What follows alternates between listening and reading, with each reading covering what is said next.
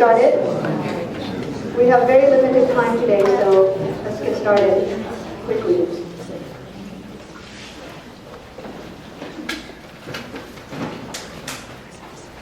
Thank you. Good evening, ladies and gentlemen. I'm Margaret Liang. And first of all, I'd like to welcome all of you to tonight's town hall debate between two outstanding candidates for the state assembly race in District 16 in 2014, Ms. Catherine Baker and Mr. Tim Zabranti.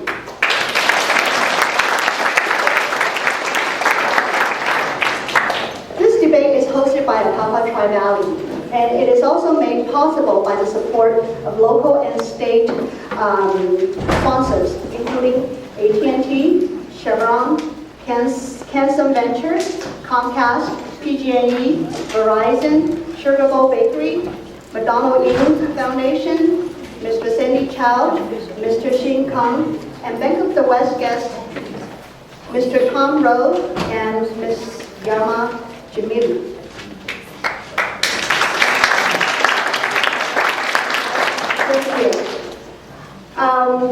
We are also pleased to welcome all of the honorary guests that we have today from the region, including San Ramon Mayor, also a APAPA honorary member, Mr. Bill Clarkson.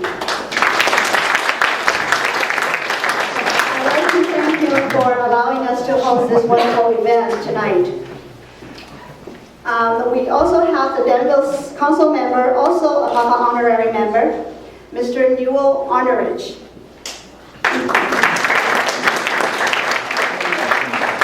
Well, the list is very long. We also have Moraga's mayor, Mr. Ken Chu, Orinda mayor, Mr. Steve Glazer, and Dublin vice mayor, Don Biddle, Dublin council member, who is also running for Dublin mayor, Mr. David Halbert.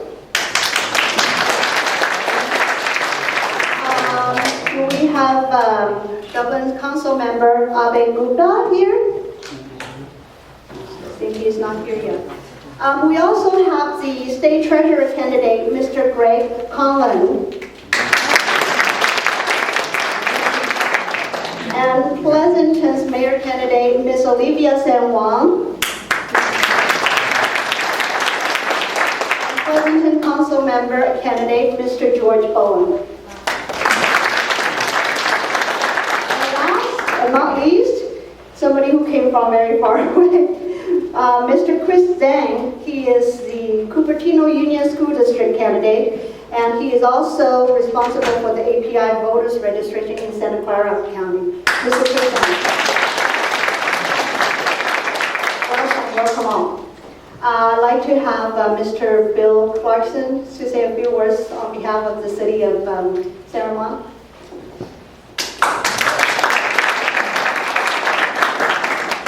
Thank you very much. So I had 15 seconds. First off, I really want to thank the APAPA leadership and everybody who's involved in putting this on. They are a growing new organization, and our valley is such a great place to have vibrant community leadership. I also want to thank all those of you who came tonight to listen to our candidates. But the last thing I want to mention is I want to thank both of our candidates who are running, because I know the personal sacrifices that you make to run for office. And whether you agree or disagree with your position, you've got to respect their willingness to stand up in front of people and to take the exposure of lots of conversations, a lot of things that are disruptive to their families, and they do it because they want to contribute and be a part of community services. So to both candidates, thank you very much. We truly appreciate from a lot of our hearts that one of you is serving us in Sacramento, and we're there to help support you where we can.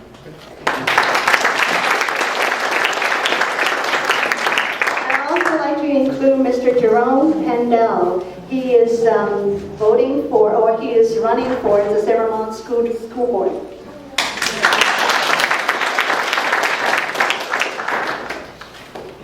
Well, many of you might not be familiar with APAPA in the Tri-Valley area. APAPA stands for the Asian Pacific Islander American Public Affairs Association. And it is a nonpartisan and nonprofit organization aimed to empower the Asian and Pacific Islander Americans through education and active participation and leadership in civic and public matters. Tonight, we're honored to have in our attendance the very founder of APAPA, who started the organization mere 13 years ago. Let's welcome Mr. C.C. In.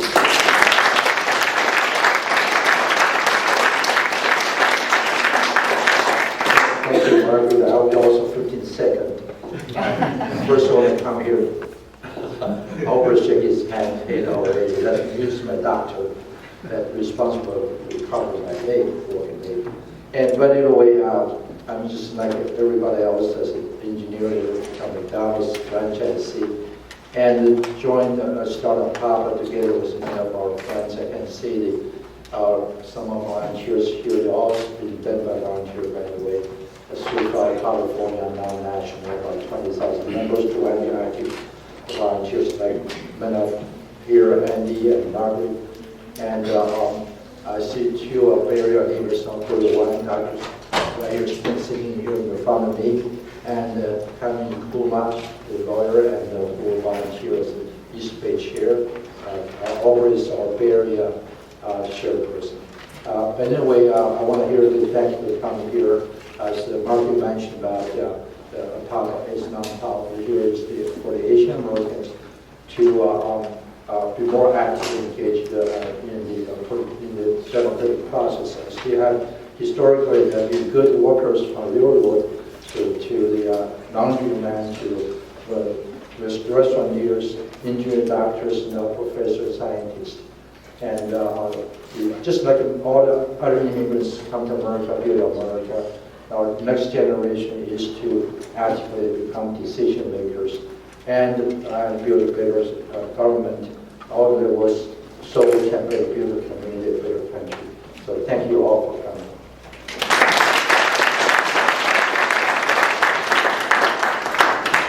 Thank you, Cici. And now let's hear a few words from the president of APAPA's latest Tri-Valley chapter, Mr. Andy Lee.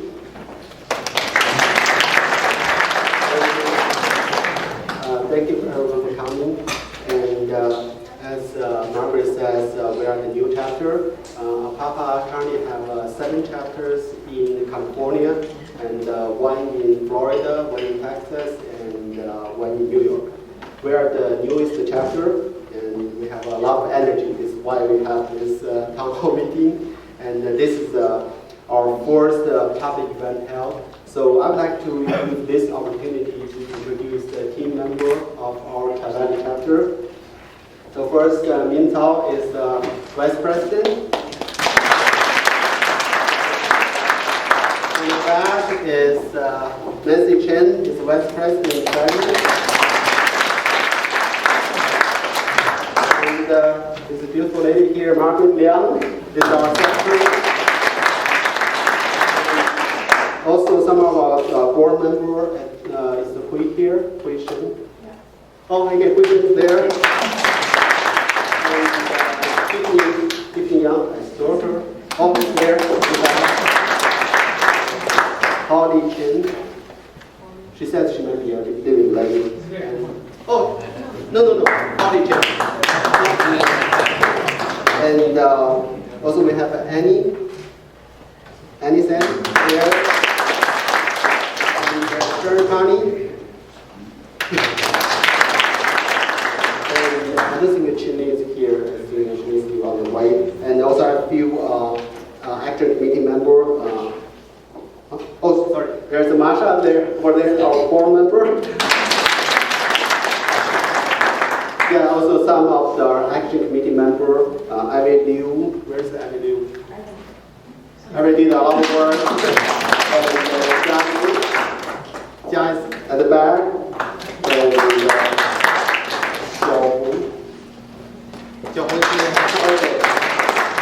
and Alina, all here, and Evelyn is here.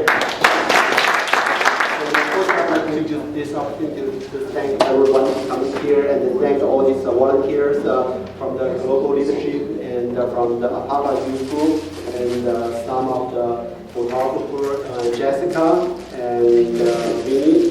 Thank you very much, and I hope this will be a successful one. Thank you. Thank you. Now, before the events get started, I'd like to let you know that there are 3 emergency exits. Hopefully we don't get to use them. 2 in the back, to the right and the left, and 1 in the front to your left. Oh, actually 4. There's another one on your right as well. And the restroom is right outside of the hall to your right. And we'd like to ask you if you can silence your cell phone in respect to the candidates as well as the audience. Thank you very much for your cooperation. As you know, this race for the state assembly seat in District 16 has been the most heated and highest spending in the primary election of 2014 in California. And we first want to congratulate the 2 outstanding winners of that election. It is our pleasure to have both of them with us to discuss their belief, their experience, their accomplishments, and their plans. Our debate will be moderated by Mr. Hao Jin, who has previously moderated many debates between candidates in local and state level elections. Let's welcome Mr. Hao Jin. Dr. Hao Jin has his bachelor and master degree from Cal State University, and he then obtained his doctorate degree in education from USF. After 32 years of service in Cal State East Bay, he is now retired, and he served as the president of the board of trustees for Chabot and Las Pasitas Community College District. He is the first API to serve on this board in his 52 years of history. I now turn the stage to Mr. Hao Jin. Thank you very much, Margaret. Thank you very much for being here. We all recognize how important this particular event is, and by your recognition to spend an evening with us on this beautiful day is remarkable. So I'd like to say thank you so much. All right, tonight's debate features 2 candidates, Catherine Baker and Tim Sabrati. Both are competing for the Assembly District 16 seat. The successful candidate will be replacing the current Assembly member, Joan Buchanan, who will be terming out of office in this year. The Assembly District 16 borders in the north Orinda, Walnut Creek, and Lafayette, and stretches south to Livermore and Pleasanton. So it's a huge area of coverage. These forums are of particular importance in helping voters distinguish the difference between our 2 candidates. I would like to clearly state to the audience that this is a debate town hall and it is not a rally. So please understand that very clearly, that this is not a rally. And we ask that you please give your respect to each of the candidates. Please hold your applause and any verbal expression of support until the appropriate time at the end of this debate. We are observing a schedule, and a rather tight schedule, so as moderator, I will be moving this event along. Let me begin by explaining tonight's format. The candidates are seated based on a random selection process that occurred before we started this debate. Each candidate will have 2 minutes for an opening statement. This will be followed by a series of questions that I will ask, and each candidate will have 2 minutes to respond, and the opponent, if he or she wishes, may have a rebuttal. Not necessary, but if he or she chooses to do so, certainly may do so. Neither of the candidates nor anyone else in this room have seen the questions that I will be posing. Not even my wife, Rose, who's sitting in front of me. Unless I talk in my sleep. All right. Seated in front of you is the official timekeeper for this event. When there's 30 seconds left, she will hold a 30-second sign in front of you. And when there's time is up, a stop sign appears. We're really technical here. are you ready to begin? Yes. Before we begin, let's have a ceremonial handshake.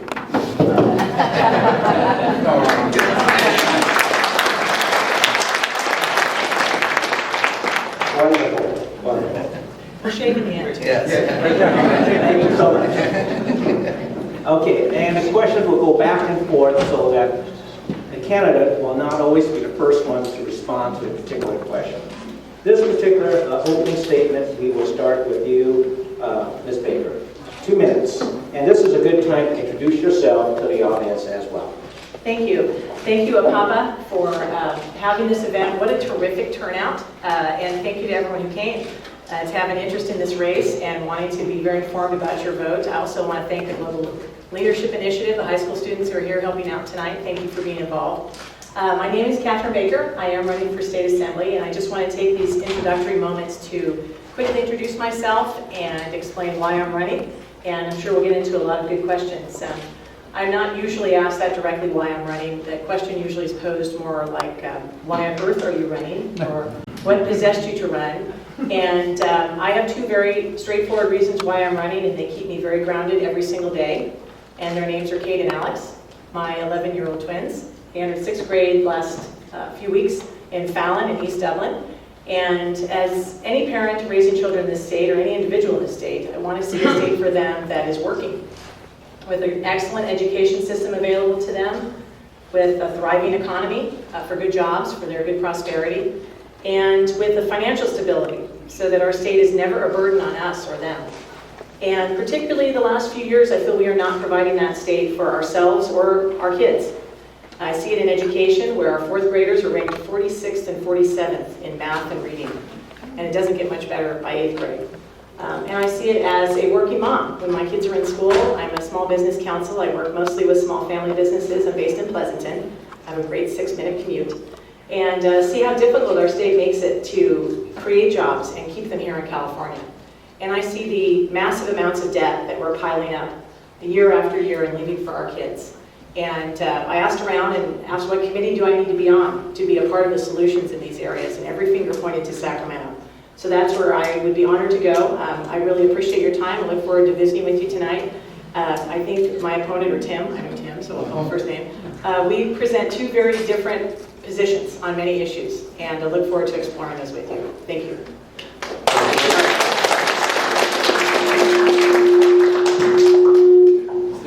Let's not have any applause at this point, and hold your applause till the end of the event. Mrs. Sprant. Okay, great. My mic. Is that better? Okay, all right, great. So thank you very much, APAPA, for hosting this, and congrats on getting the Tri-Valley chapter started. Thank you, Mayor Clarkson, for opening up your beautiful community center. And thank you all for giving up a busy weeknight to be here to listen to us speak. I just want to give a little bit of background about myself. I'm 5th generation Contra Costa County. My family's been here since the 1800s. I myself grew up in the Tri-Valley in Dublin, came back after college to become a teacher and coach at my alma mater, Dublin High School, and I've been an educator for the last 17 years. And I'm proud of my time in the classroom and the commitment to public service. My wife is also a teacher. We just had our first child, 6 months old, Sophia. So our roots are very firmly here in this community of the Tri-Valley and Contra Costa County. As an educator, it gives me great pride when I walk the halls of Congress and I see a former student of mine, Eric Swalwell, who counts me as his mentor to help get him to where he is today. Or when I go to a chamber mixer and the business owner is a former student who counts me as a mentor that helped him succeed. Or when I get a call tonight on my way here from a former student who was involved with the startup that just got their first round of major funding and they're off and running. Or someone who graduates from law school or med school. To me, it's all about commitment to service and student success and student achievement. That's why I became a teacher, and that's the reason I'm running for state assembly, is to focus on policies at the state level and funding and commitment to public education. In addition, I've been elected to city council in 2002, became mayor in 2008. I've been through 5 elections, and I wasn't elected as a Democrat or a Republican, but I was elected as a problem solver, someone who dealt with coming into office during some of the most challenging times and balanced the budget without debt, managed our pension obligations, a rainy day reserve, and did it without raising taxes and balanced the surplus. So focused on the financial foothold of our community, and then taking that experience with me to Sacramento, in addition to being a leader in terms of economic development, good environmental policy, bringing people together to solve problems. That's what I aim to do in Sacramento, and thank you for being here tonight.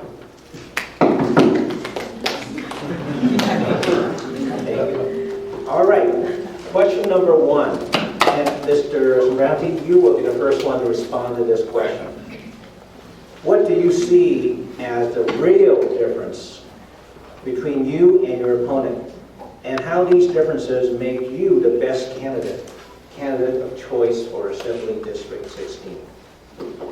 I think the biggest difference really comes down to experience, because with public service, it comes a record, and I have a record of achievement, particularly at the local level as mayor. I mentioned our fiscal standing in the beginning, but we're a city that's added 2 million square feet of commercial development in the 5 years, actually now 6 years that I've been mayor, in terms of re-tenanting, new construction, or entitlements. And that's because we've been recognized as a leader on economic development, rated by the Silicon Valley Leadership Group as the best small city in the Bay Area for our strategic approach to attracting and retaining jobs. So it's that experience working at the ground level, working with business groups, working with environmental groups. We've been a city, one of the first in the Bay Area to adopt a climate action plan. We've been a statewide leader in water recycling. 72% of our water comes from recycled sources.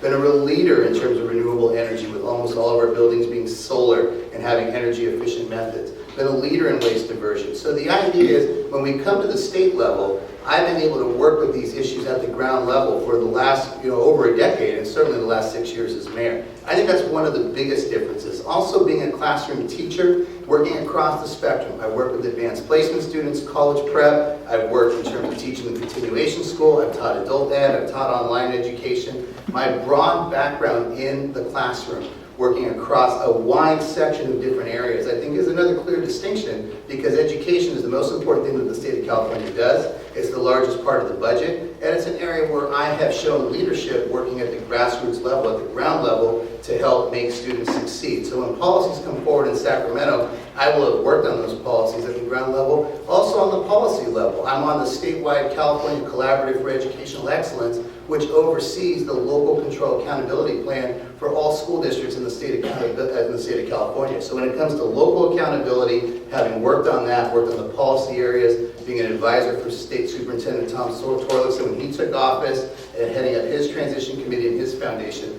I think those are some areas that give me a leg up. Thank you. Ms. Baker, same question. Yes, thank you. I think one of the, we have a lot of policy areas where we're very different. We're a very sharp contrast. And I think we'll hear about some of them tonight, whether it's our approach to strikes and collective bargaining, or our approach to education reform, and our approach to creating jobs. But I think the difference between myself and my opponent really distills down to my ability to take a much more stronger independence away from the traditional party line and from any particular special interests that I feel have a very strong voice already in Sacramento. And that's what my record is.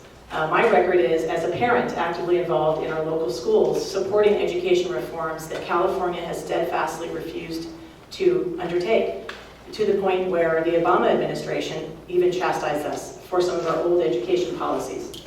These are ones my opponent and I disagree on, and I feel very strongly about them. My record also includes support for small family businesses. I work with businesses creating jobs in this state, allowing them to create them and trying to make it easier for them to do. And I see how difficult our state is making for them to do that, and how there are interests in Sacramento that are already too powerful and have plenty voice. They include not only large corporate interests, but large public employees that take very strong positions that don't put our community first. I do believe in listening fairly to every side of an issue and taking the good points that I agree with and try to work on solutions. But you have to have a record of putting our community first. And that's where my opponent and I are dramatically different. You can take the BART strikes as one example.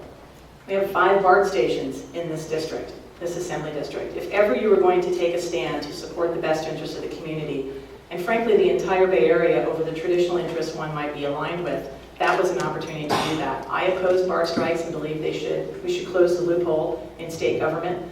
There's many other areas. Again, strong education reforms that we have not been making in California that our children and our teachers deserve. And these are just areas that show the difference we have in being able to separate from the party line. Thank you. Mrs. Branty, you like a 1-minute rebuttal? Sure. I think for me, when it comes to independence and the party line, a lot of the positions of Ms. Baker are really traditional Republican talking points.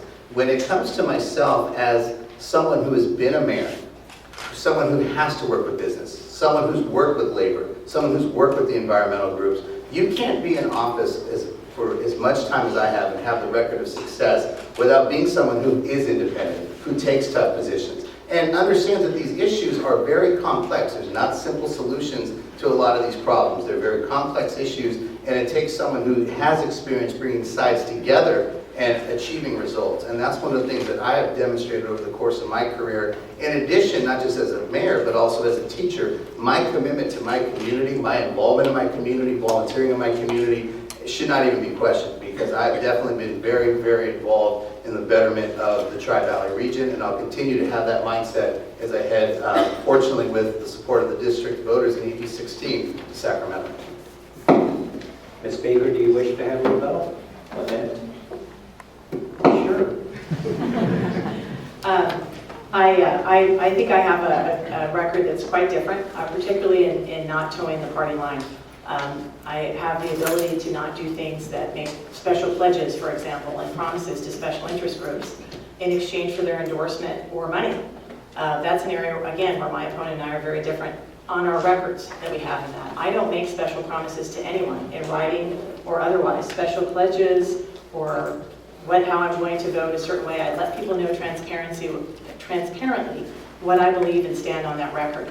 And one area where my opponent and I are very different is he's filled out those questionnaires that special interest groups submit to candidates and refuses to release them. I can't imagine there's anything in them that he wouldn't stand by, but that's more of the same of what we already have in Sacramento, is a special interest background and operations of our politics, and that's where we're dramatically different. And I was willing to take those stands even though it meant not getting an endorsement from organizations that might otherwise strongly support me, and I think that's my record of independence. Okay, thank you. Question number 2, and Ms. Baker, you will be the first one to address this one. And it regards Senate Constitution Amendment 5, which is SCA 5, had generated outcry throughout the state of California, particularly in Asian communities. What is your position on this proposed amendment and why? I opposed SCA 5 strongly. I strongly support existing law in California which does not pick winners and choosers in our education system based on their race or ethnicity. And this is something that it's not an issue I'm new to, or a position I'm new to. 18 years ago, I attended law school at Berkeley, and I was the first entering class for which Proposition 209, which SCA 5 wanted to basically repeal, was implemented in admissions. And it was very controversial all over the country, but particularly at Berkeley, where our law school class was the first admitting class for which Prop 209 allowed no affirmative action to choose who were going to be winners and losers in admissions. I was the only student on national television willing to say, you know what, diversity goes well beyond the color of your skin. And so 18 years ago, I was willing to stand up when it wasn't very popular at Berkeley and say this is the right thing to do, is to have our laws not go backwards, but to try to go forwards. And I felt that SCA 5 was an attempt to really not address the heart of the issue in education, and that is the failure of our system to provide equal opportunity to excellent education in the K-12 environment. We are not providing that to our students all across the state, and a constitutional case just came out saying that through some of our tenure policies and the role that seniority plays in our education system, and the dismissal process that's very burdensome. And so these are the reforms we need to make. These go to the heart of the matter in our education system.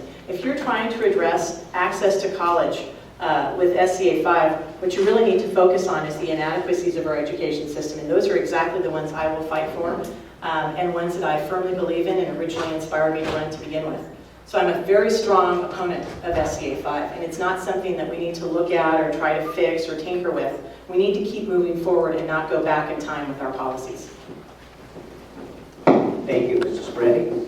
Yes, I also oppose SCA 5, but I also think the real issue has to come down to higher education funding and the fact that we've been completely inadequately funding our higher education system, not just higher education, but also K-12. So when it comes to adequacy and equity, the fact is there's a lot of inequity in terms of funding all across the state, creating opportunity for students, regardless of race or background, to have an opportunity to get ahead. That's one of the biggest issues is funding.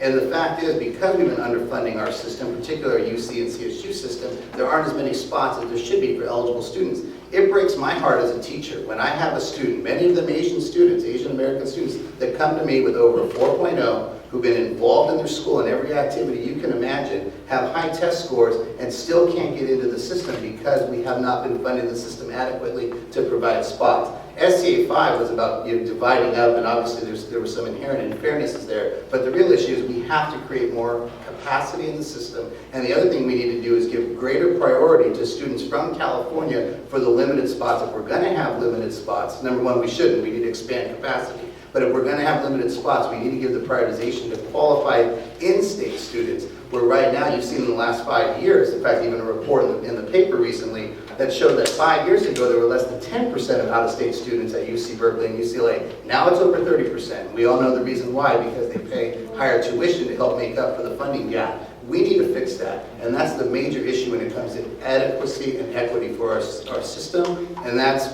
the main issue that I'll be addressing if I'm elected to the State Assembly. Please, thank you. Ms. Baker, do you wish to have a rebuttal? Just a very short one, I promise to try to make it short. First, I'm glad to hear if my opponent has now moved his position to opposing SCA 5. I know that wasn't the case in the primary, and that's good. That's a good position to have, especially at the state level. Again, it's a policy that has no place in California. But I also think it's important to, and I think it's correct, we have not had adequate funding in our school system. Even if we had all the money we wanted in our school system, if we don't change the way we spend our dollars and change the way we treat our two greatest assets in our schools, and that's our teachers and our principals, we will not see the kind of change that we need to have in K through 12 education or in our college admissions. And so those are policies that I support. They're ones that, again, involve tenure reform, more rewards for teachers who are doing well, and also making sure that we have an ability to protect our teachers from just blind seniority policies. These are ones that I will fight for, and my opponent has fought against as leader of organizations that just doggedly oppose them. And so, really, getting to the heart of the matter is improving K through 12 education. I support the policies that will do that. Mr. Sprang, any rebuttal? Yeah, I would just say, getting to the heart of the matter about public education, I think what's really needed is to take the schools that we have in the 16th Assembly District and make those a model for the state of California, because people move from all over the country to come to schools within the 16th Assembly District. What are the commonalities? Number one, many of them have parcel taxes or extra funding. They have broad community support, including business support. They have engaged parents. They have technology. They're new facilities. They're safe facilities. They have a broad curriculum.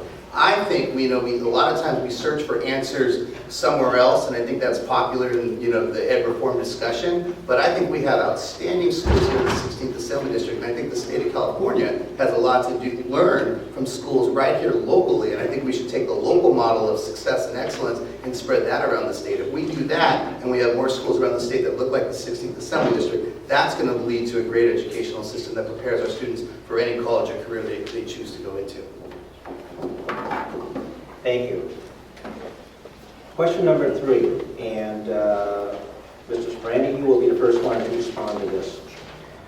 What would you say is your track record with the Asian Pacific Islander community, and how would you continue to engage and serve that community once you are elected?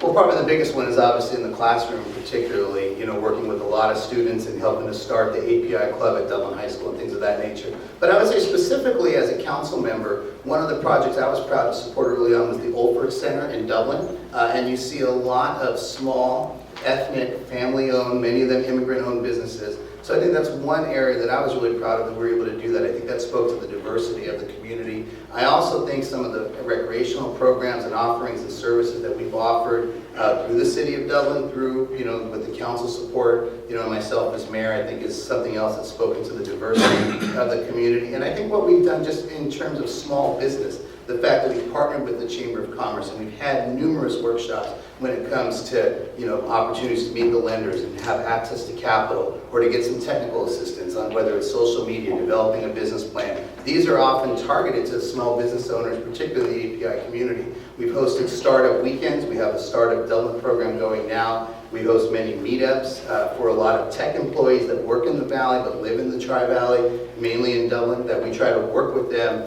and say, look, if you're tired of that commute to Mountain View or out into the Silicon Valley, there's some opportunities perhaps locally to network to help start your business.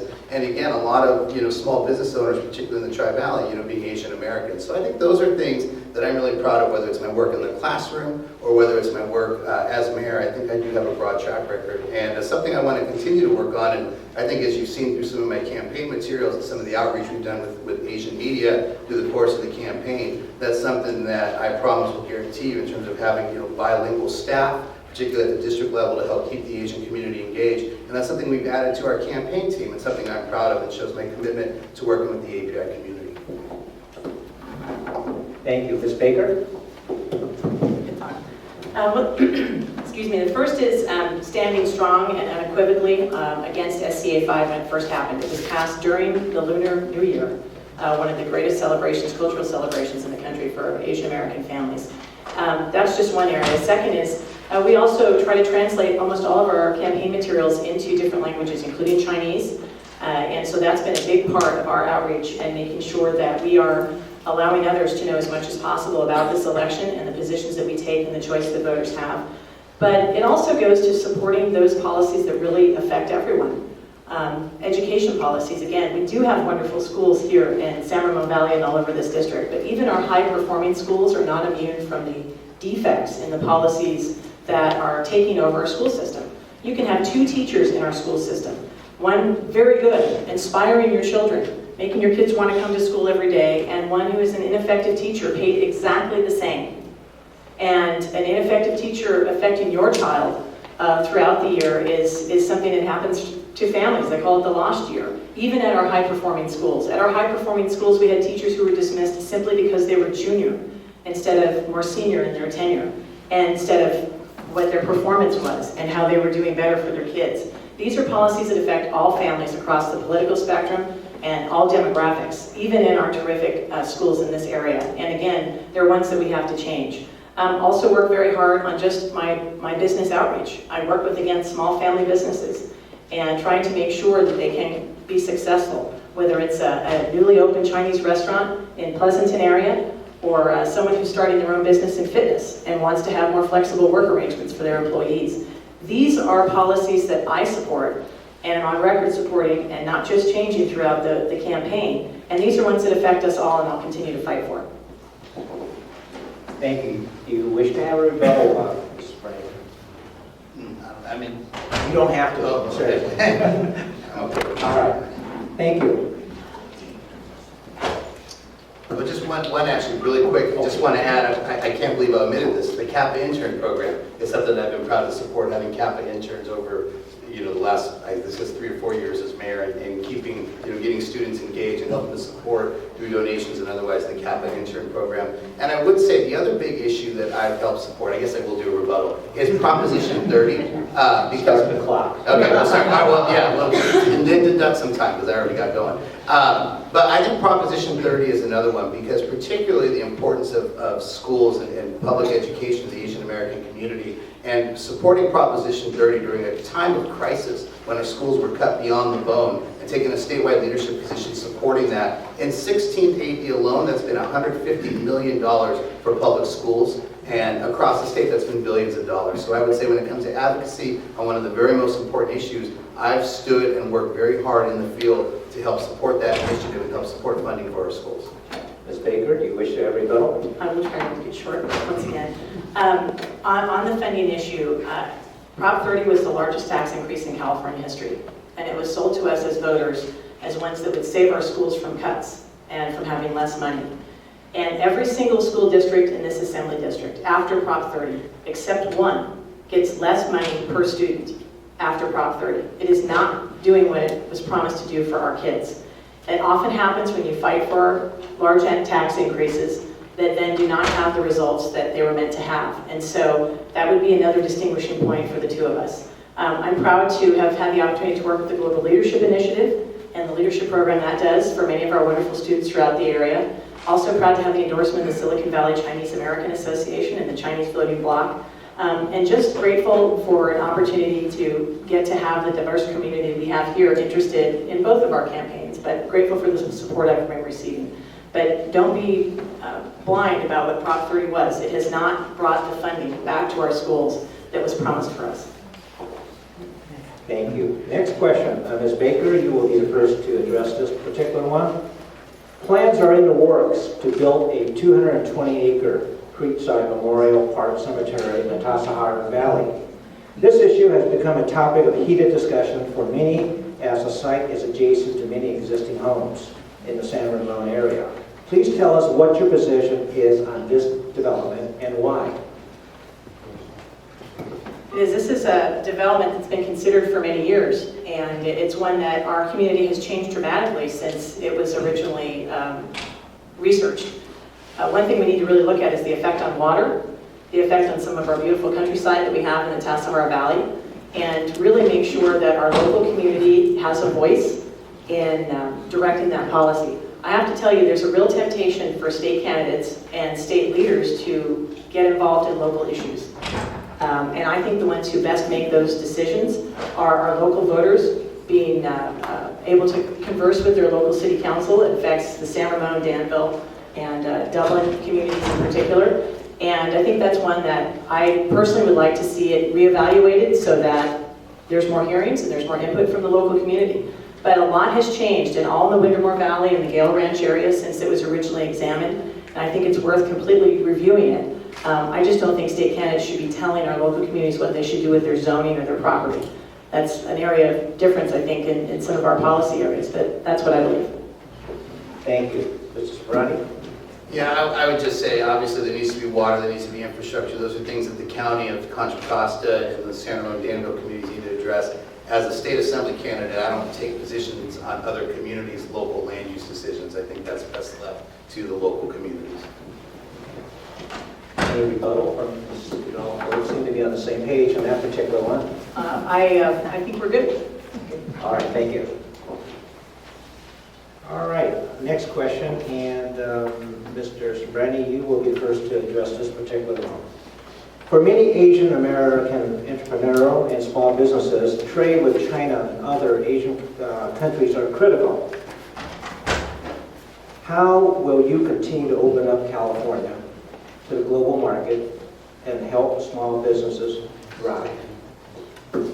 Yeah, I mean, I think one of the things, trade is critical, and you've got a California Economic Development Department that's staffed with less than a dozen people to work on global trade initiatives or even interstate commerce initiatives. So I think one of the areas, many of the cities, even within this district, have economic development teams that are almost as large. So I think one of the things we need to do is really beef up. I think some of the work has been done in terms of some of the trade missions with the governor and some of the Chamber of Commerce and some of the local businesses. But I think we certainly need to beef up our outreach, and we have to make sure that we fund that. I would say the other thing is we have to look at our ports and our infrastructure.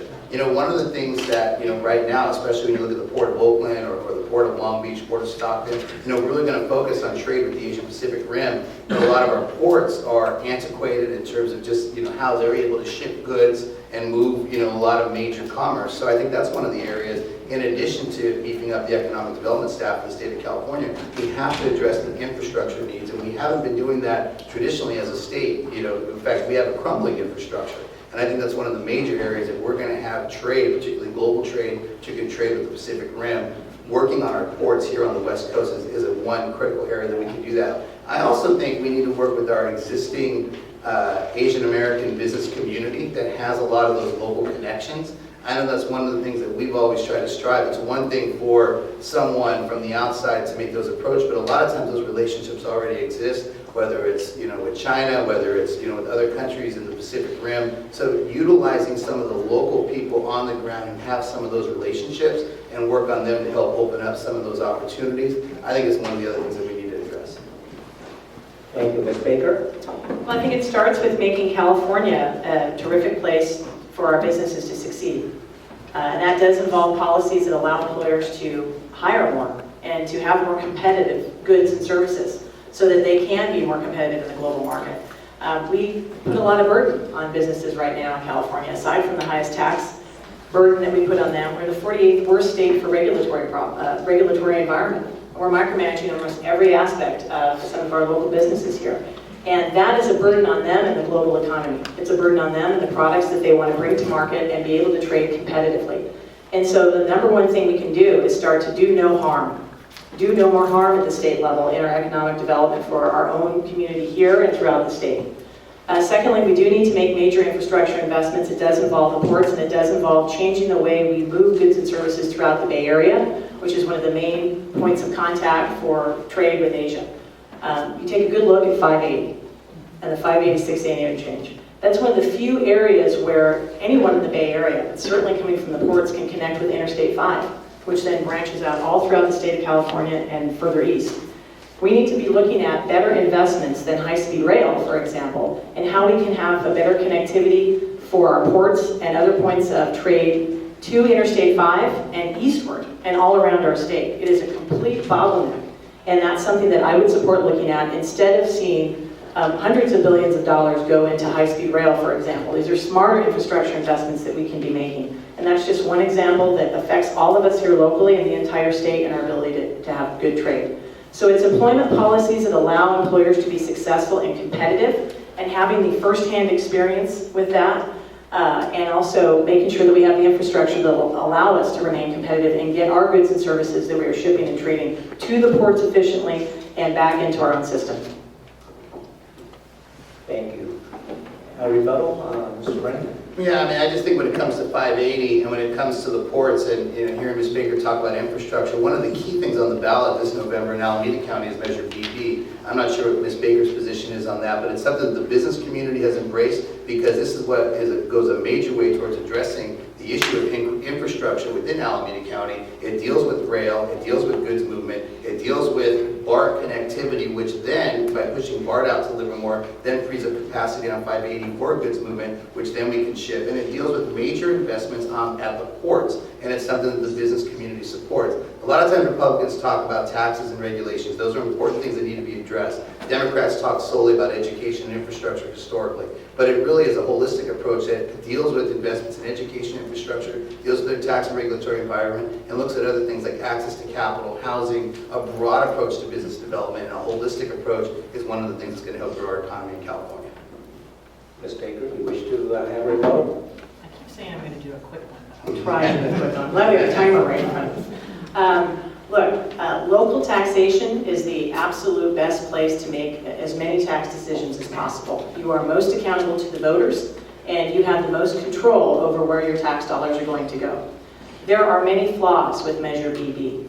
And first of all, again, I believe that the state candidates and state officials should not be telling our local communities what they should be doing. They should allow voters to come up with what they're going to do and how to prioritize. I, as a voter, am looking at what those flaws are. It is similar to what happened with Prop 30, where we were sold something and it could potentially be very different. It's doubling the transportation tax. It's one that is only half of the funds are going to go to AC Transit, which already has voter-approved funding sources. There is no guarantee that that money is going to go to BART to Livermore. We need BART to Livermore, but this is another opportunity to not have BART to Livermore because there are no guarantees. There are huge contingencies that you have to have before you're going to get BART to Livermore. And so that's just another example. It will make Alameda County the highest sales tax in the entire state. So I, as a voter, am looking at that. I'm hearing a lot of uncomfortable things about it in the business community, and I'll make my decision as well. Thank you. Before I ask the next question, we want to engage each of you in this room an opportunity to ask questions. So we have cards that are being passed out or will be passed out. These cards. And please print your questions that we can be asking each of the candidates. I will say that all the questions will be reviewed and may be edited for clarity and objectivity. All right. So go ahead and as we pass those out, develop your questions, and we will collect those cards from you shortly. All right, let's go to the next question.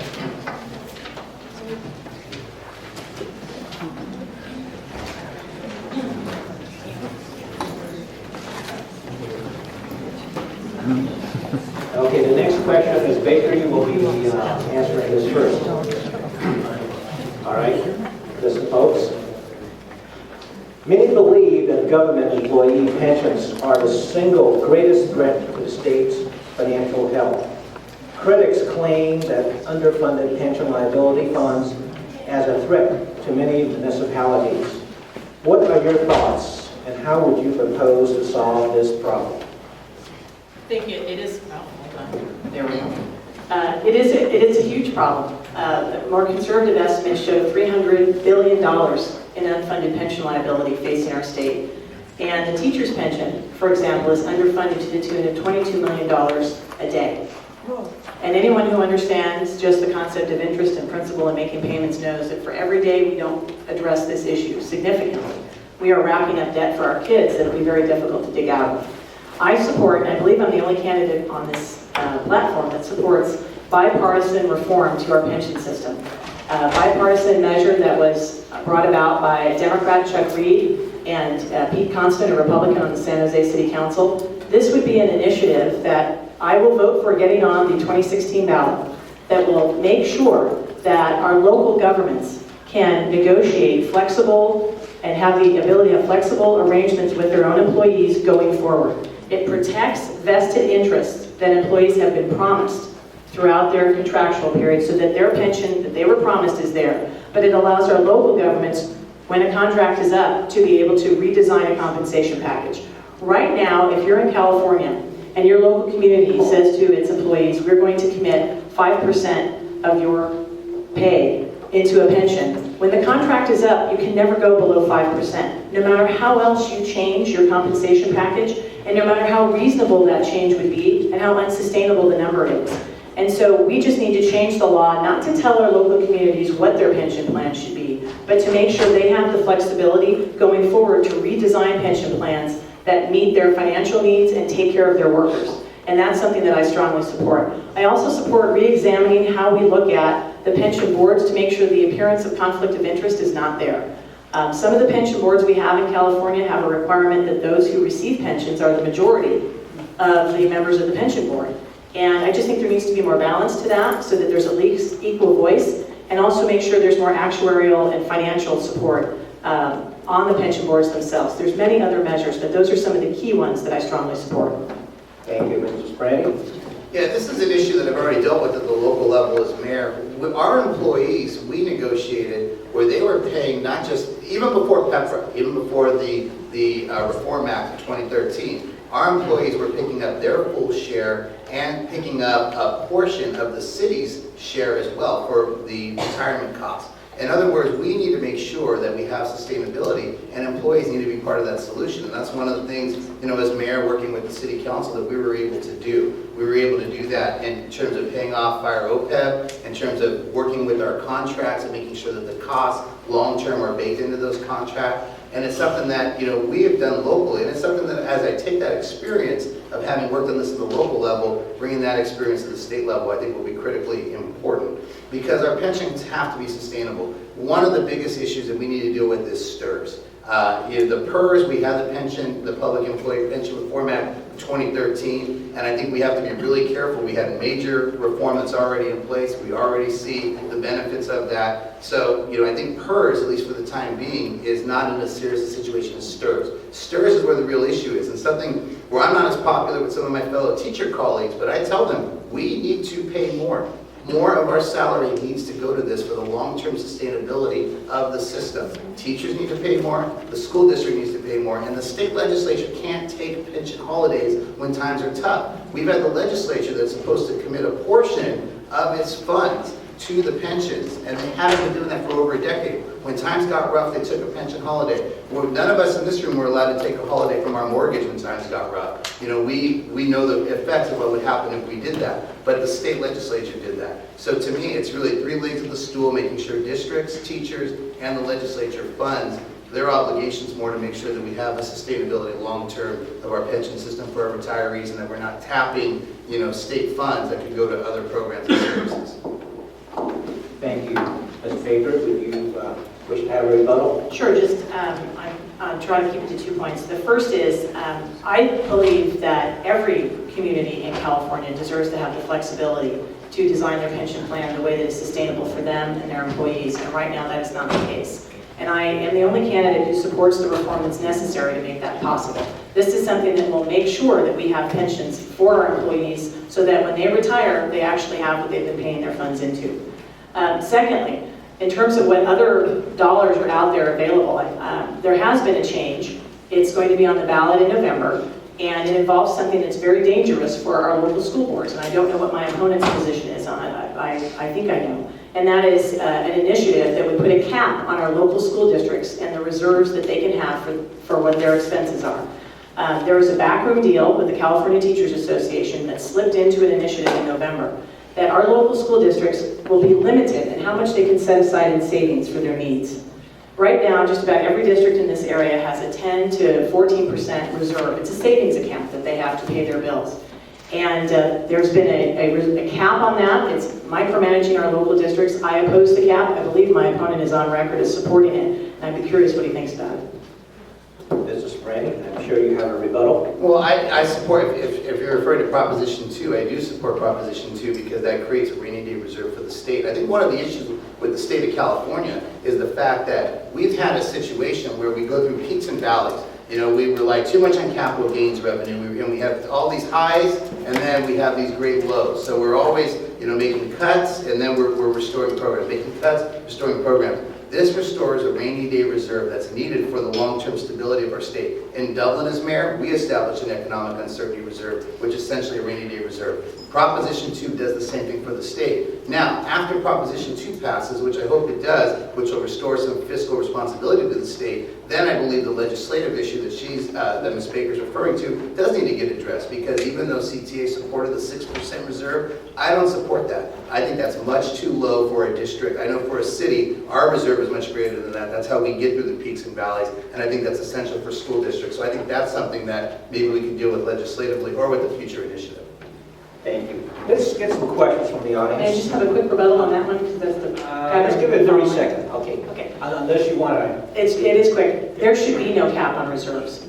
It is an intrusion into our local school districts to tell them you're not allowed to save more money than 3 to 4% or even 8%. It's not that it's too low. It's a micromanagement of local control. There should be no cap on reserves. And it was a deal that was done so that the CTA would not oppose the rainy day fund. It was a backroom deal that never made it. So that is something I would intend to not only fix, but get rid of. Okay, thank you very much. Thanks for your questions, by the way. Let's start with the first one here. And this will be addressed to Mr. Serrani. You will be the first to answer this one. What plans do you have to support or oppose the drought situation statewide? I oppose the drought. I support water.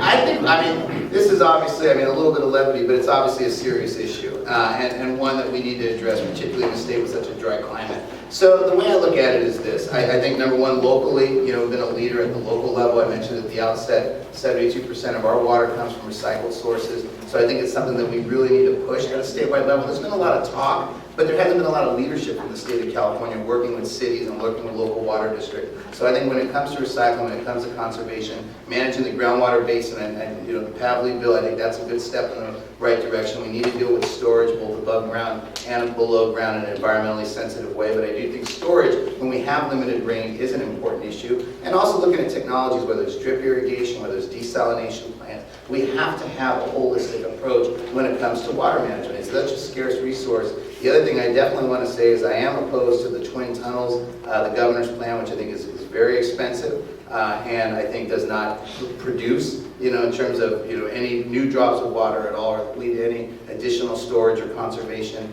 And I also think it's just too expensive and environmentally hazardous. So that's one area that I don't support when it comes to water management. But I really do think it's the holistic approach across all the different sectors that I just mentioned that, will hopefully mitigate a very serious situation for us.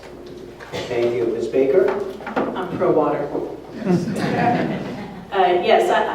California has done great things with conservation and efficiency in the last 20 to 30 years. Just great strides. What we have failed to do is invest in storage. And we're seeing the effects of that today. We wash away 1 million to 6 million acre-feet of water a year from the Sierra snowpack because we don't have adequate storage. And so I do support the water bond that is going to be on the ballot. It is a vast improvement over the original 11 billion plus bond that had about a quarter to a third of funding for pork unrelated to water supply, and this one now has a third funding that will go to water storage. It's not enough. We're making up for 20 to 30 years of completely ignoring the water infrastructure in the state. And there are many good projects out there that aren't necessarily the large projects that have billions of dollars going into them and don't pencil out financially. The Twin Tunnels is another one I oppose. It's one that the governor says will cost $24 billion. Any outside auditor says it'll be at least $80 billion. It will not increase water capacity. It is not taking care of the environment, and any responsible leader would oppose that.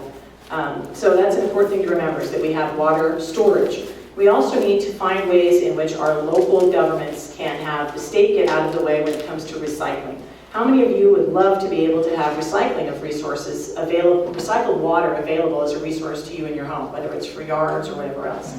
And our state has really done nothing in water recycling, and that's something that we need to change as well, especially as our population continues to grow and we continue to have the cycles of drought that we will have. But I strongly support the water bond. Groundwater management is also necessary. It would have been better if we didn't have groundwater change to our laws, 100 years worth of water laws and about 10 days of legislative consideration. So there'll be things to fix with groundwater. It is something that the Republican leadership opposed, and I strongly supported it because I knew it was the right thing to do. So that's where I am on water, and I'm pro-water. Thank you.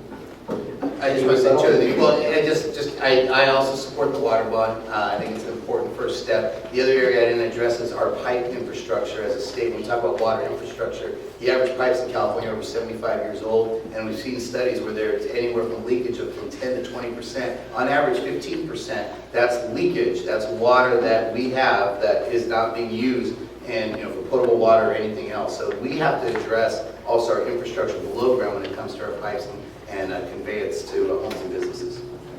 Okay, next question, Ms. Baker. You will be the first one to answer this. What is the biggest problem in our district, Assembly District? The biggest problem. I know there are many, but the biggest. Every weekend as I'm walking in neighborhoods and knocking on doors and weeknights and just get my exercise connecting with voters, there are two that do stay tied. One of the number ones I hear is our transportation and our traffic. We have some of the worst commutes in this area. More than half of the people who work outside the home in this Assembly District commute elsewhere every day for their job, whether it's on rail or roads. And our investment in our transportation infrastructure has not been what it needs to be. We've talked a little bit about some of the changes we need to make. If we have high-speed rail, we will have fewer dollars in which to do that, because it takes away from what the smarter infrastructure investments that we absolutely need to make in our system. And I do oppose high-speed rail. It doesn't pencil out financially. It has operating deficits as far as the eye can see. It has triple the cost what was originally sold to us. Private funding won't go anywhere near it, and the ridership has been cut by 2/3. Any responsible leader, again, would say this is a red flag. It's time to put these dollars, valuable dollars, into smarter infrastructure investments. I know my opponent's position on high-speed rail has changed throughout the primary and the general election, but that's one that I steadfastly believe in. And the second one are the education reforms that we haven't gone into a lot of detail today. But they are tremendously important to parents when they understand that they're sacrificing everything they can so their children can get the best education possible. And California is not doing right by kids or teachers. And that big interests in Sacramento have continually opposed the very changes we need to make. That's a frustration for parents. And these are issues that cross party lines. They're of great importance to everyone here. So those are the two that I really hear tremendously as a very high priority. They affect our everyday life. And I still hear in the transportation area about the BART strikes. Again, we have 5 BART stations in this community. And if ever you were going to take a stand for what's better for the interest of this community, it's to oppose the strikes and commit to ever having them happen again in California. And to make other reforms to that collective bargaining process that will allow us to avoid ever having strikes again. Thank you. Mrs. Brandy? Well, when I talk to voters, the biggest thing that I hear about is education and funding, but particularly higher education more and more. You know, as you talk to people, it's about the cost of higher education. It's about, you know, how many opportunities there are for enrollment. It's about how long it takes to get a degree because you can't get the classes that you need. So a 4-year degree that's sometimes taking 5, 6, 7 years. Students come out of college saddled with debt. They basically almost have a mortgage. You know, even when they're 23, 24, they can barely get a car, let alone a house, because they're saddled with debt from college. So I think when it comes to an issue, particularly the 16th Assembly District, where we have so many high performing schools, and have so many college-bound students, you know, issues around higher education are a huge issue. And the other one I hear about a lot is healthcare costs, particularly the cost of healthcare on families, the cost of healthcare on businesses. You know, I certainly hear about transportation, economic development, those are other issues you hear about, but, you know, since Ms. Baker mentioned the top two, those are the two issues that I hear the most about, particularly higher education and just K-12 funding in general, but also healthcare and just the burdens that it takes in terms of the amount of disposable income for families,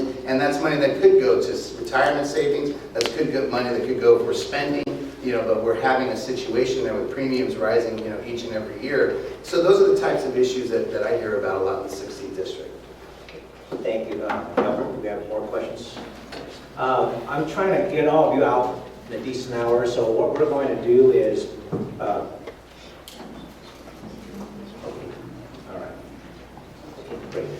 well, we may not be able to take all of your questions. There's a stack of cards there.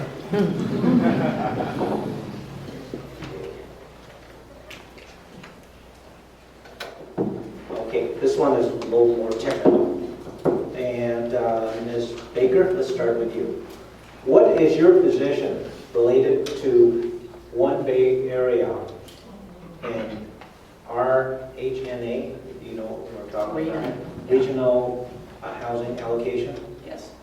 Being projected and forced onto local communities. Yes. The One Bay Area plan, and well, I'll take a couple steps back because I know there may be folks who aren't familiar with it here. There is state rules that require our local communities to have a certain amount of density housing and a certain amount of affordable housing in each of their communities. It's based on a variety of assumptions and numbers about economic growth, not just in that specific community, but all around the Bay Area. And a presumption, somewhat of one that I don't think the state government needs to be making, about what local communities' job is and what they should be doing and how best they can do it to meet the needs of housing in their individual communities.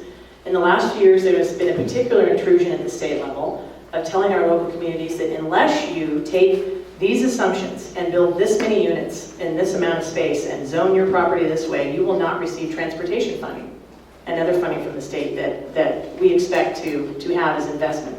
It hasn't always been that way. It used to be much more advisory from the state that this is what we suggest you do. But in the last few years, particularly with a supermajority of just one party that never has to talk to the other side of the aisle about anything, we've had much more micromanagement and mandates, just straight up unfunded mandates about what our communities have to look like. And I believe that our local governments that are accountable to us through elected officials, both at the city and county level, can best make decisions about what should happen in our local communities. For example, if you live in Moraga, you've got to go through Lafayette, generally, to get to Moraga. And so those communities work together to address their transportation needs and their housing needs. Sacramento politicians don't need to be telling our local communities what they should be doing, what their assumptions are, and what their housing must look like and otherwise. And I strongly believe that Sacramento has plenty of other challenges to face: education, debt, infrastructure, and they need to leave the decisions about local zoning and housing up to our local communities where they're most accountable to us. I don't want San Ramon, for example, to have to try to lobby someone from Southern California on what our local communities get to look like. And it also is something that I will fight for. Thank you. And you, this is Brandy. Yeah, on One Bay Area, I've gone on record multiple times as mayor, writing letters, to ABAG, expressing our concerns with the process, with the end product, particularly the mandates. And my council colleagues are here; they were part of that as well. It was a great concern that we had. I also spoke out against it at ACTC, the Alameda County Transportation Commission, because I've seen how disproportionately more and more funding is going almost exclusively to the urban core: Oakland, Berkeley, San Jose, San Francisco, and it's not going out throughout the entire Bay Area, and that really hurts with our overall mobility. So, I've been on the front lines in terms of the challenge when it comes to One Bay Area. I've been opposed, expressed my concerns through every avenue that I can. I will say on RENA, that's another concern as well in terms of when the state, who doesn't understand local conditions, in terms of the adequacy of the schools to handle enrollment, in terms of water, those are some big challenges. At the same time, though, housing construction is important for economic development. We see, some of the challenges when you don't produce enough adequate housing, but I think the solution is more focused on incentives from the state, not mandates. And I think that's where, you run into some problems and some challenges. And I think we need to incentivize some of those types of things. And then if local communities can meet some of those needs, and they have the desire at the local level to do that, then that's something that they can do, but it's not a mandate from the state on local control.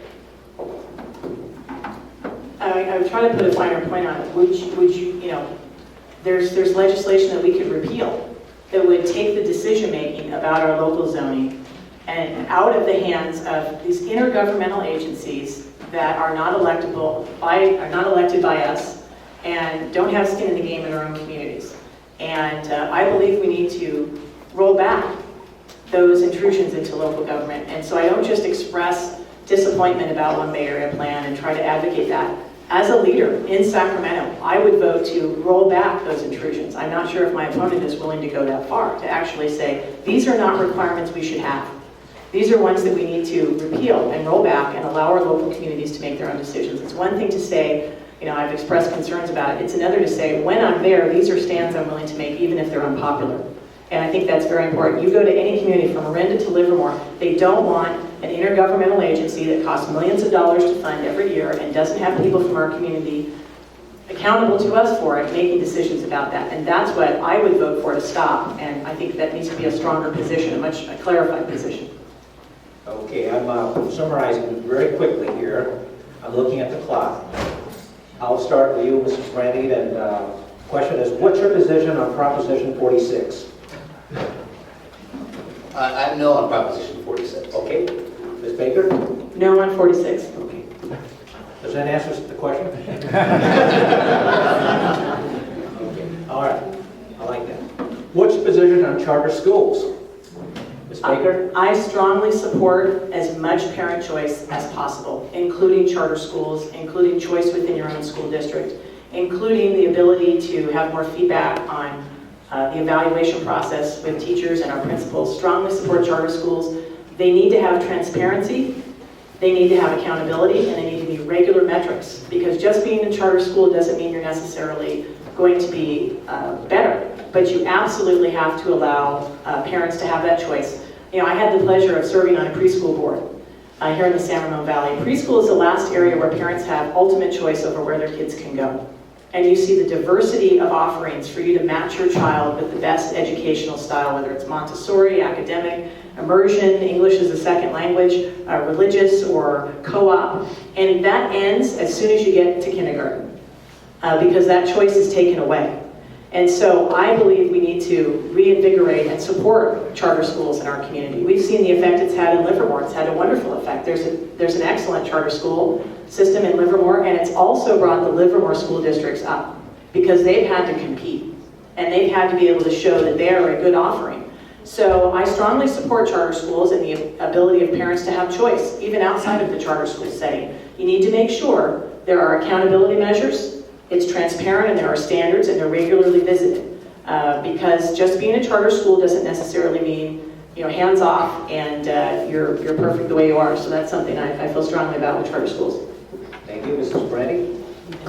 Yeah, I also support charter schools. I think charter schools are important as part of the broad spectrum of educational offerings, charter schools, magnet schools. I just think it's a couple important things. Is they are not a panacea. A lot of times education reform talks about, well, we just need to go, to all the charter schools. And I think the reality is we need to support all of our schools, be they charter, be they magnet, or our traditional public school settings. They also need to have the same amount of accountability and transparency as is expected of the traditional K-12 public schools.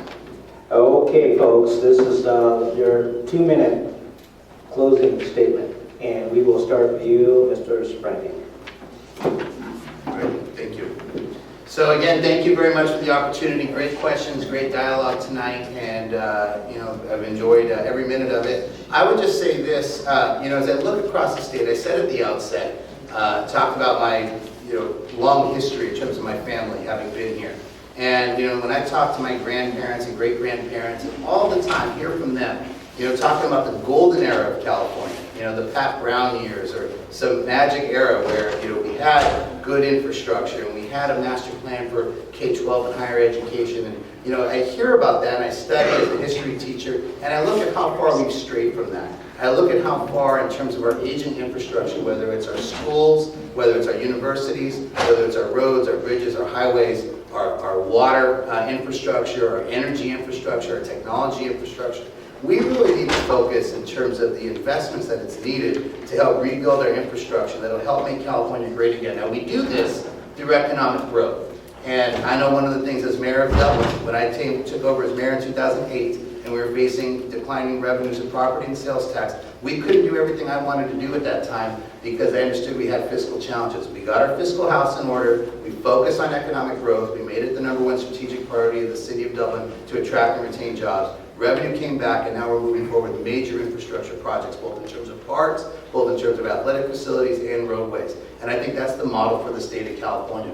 We focus on economic growth, and as we grow the economy and as we grow revenues in a way that really partners with the business community, that's what's going to help pay for the services that are needed to help lower class sizes, to help infuse technology into the schools, and help invest in the major infrastructure so we have a 21st century economy moving forward. I look at the state of California and I think we're living off of my grandparents' and great-grandparents' investments. And it's time that we reinvest in our future to help move this great state forward. That's what I'm committed to doing. I've been known as a local consensus builder and team player. I look forward to the opportunity to serve you in Sacramento. Thank you. Ms. Baker? Thank you for being a terrific moderator and a great audience, and just for hosting this event tonight. I do want to say this. This is probably a race where we have to have a real appreciation for the sharp contrast between the candidates. Tim and I are both from Dublin, so Dublin will be well represented. I'm sure we both care about education and we both care about California's future. We have very different approaches to how we intend to go forward. It's okay. I, for example, feel strongly that we need to invest in transportation infrastructure that does not just say we need to continue the status quo with strikes. It's going to cripple us again the next time a BART contract is up, whether it's threatened or actual. I strongly believe we need to not have high-speed rail, and that we need to make smarter infrastructure investments. These are areas where my opponent and I differ. I strongly believe in rewarding teachers for good performance, ending the dominance that seniority has that is hurting our teachers and our students, and bringing about reform to tenure. My opponent has led the fight against every one of those policies, and California is one of only 11 states that hasn't adopted some of those reforms. I will fight for those, and these are ones we've got to make. And I strongly believe that we need to have much more flexible arrangements for employers and employees in this state, much more of a pro-job policies. And it takes someone who works with pro-job employers, who wants to take care of their employees and have a good economy, to go to Sacramento and bring that experience. So we have very different records, very different levels of experience in dealing with the problems facing our state, not just our local community, but facing our state and the impact it has on us. And I'll tell you, we can't face these challenges that are before us in this state if we just send reinforcements for those same interests to Sacramento. That hasn't worked. It hasn't worked to have someone to just be a stronger voice for people who already have a strong voice. We've got to have our own community represented and the best interests of our community put above those special interests, and that's what I intend to do. I encourage you to visit both of our websites and get to continue to know us, and I'd be honored for your vote in November. Thank you.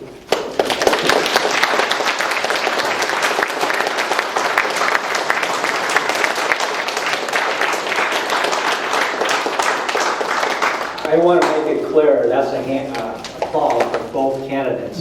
Okay.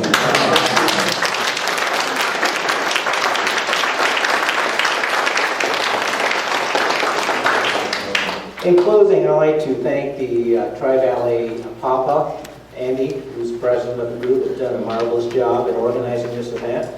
And to Vicki Tran. Vicki has been one of the most loyal timekeepers. Thank you, Vicki. You are very timely here. Thanks.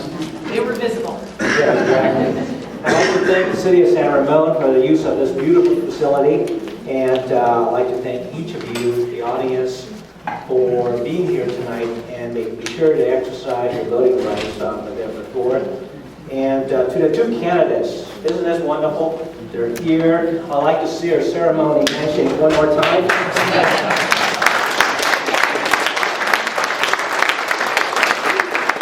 All right. Thank you very much for coming, and have a very pleasant evening. Oh, thank you. I'd like to turn this over to Lorraine for some closing remarks. Thank you. Margaret. This concludes our debate for the night, and we'd like to thank both of the candidates for taking time from their very busy campaign schedule to share their view with us. And I'd like to thank APAPA and many sponsors for making this event possible. And obviously, we have APAPA's East Bay president coming over to attend as well over there. And last but not least, we thank you for taking the time and submitting the questions to these candidates. Thank you very much and good night.